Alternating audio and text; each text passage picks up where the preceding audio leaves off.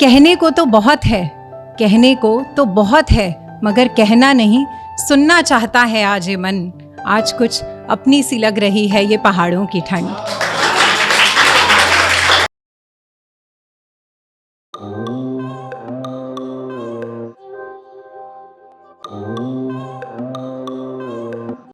तो कभी लिखी एक गज़ल याद आती है, सबने गज़लें नज़में सुनाई हैं, तो कभी लिखी एक गज़ल याद आती है।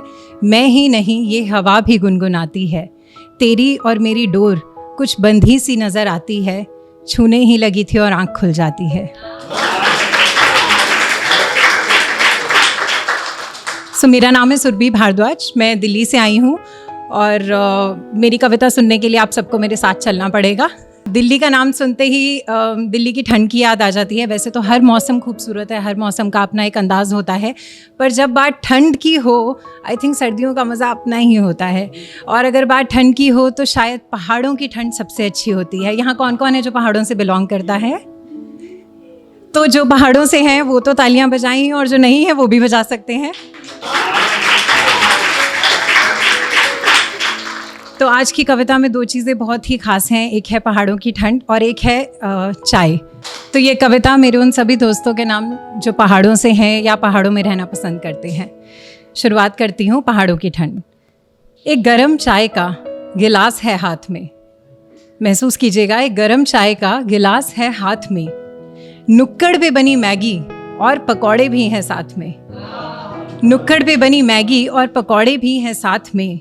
खोल दी हमने वो खिड़कियाँ, हम सभी के अंदर कोई ना कोई खिड़की है जो हम बंद करके बैठे हैं, तो खोल दी हमने वो खिड़कियाँ जो ना जाने थी कब से बंद। आज कुछ अपनी सी लग रही है ये पहाड़ों की ठंड।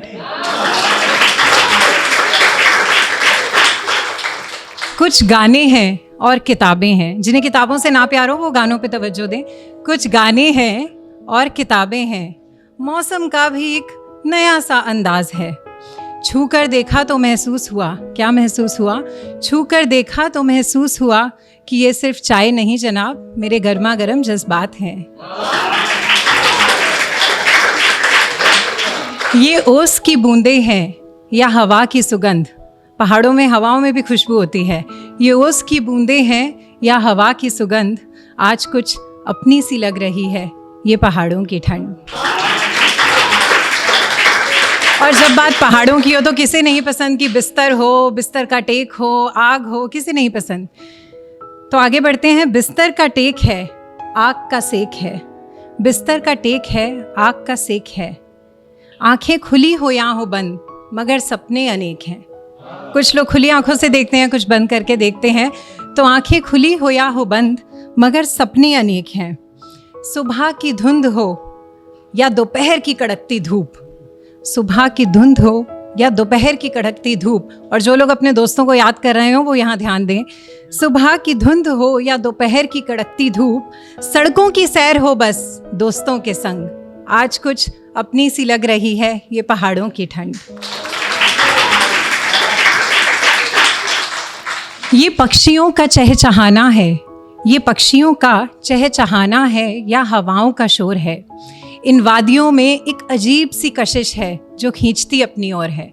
ये आप महसूस कर सकते हैं इस वक्त। इन वादियों में एक अजीब सी कशिश है जो खींचती अपनी ओर है।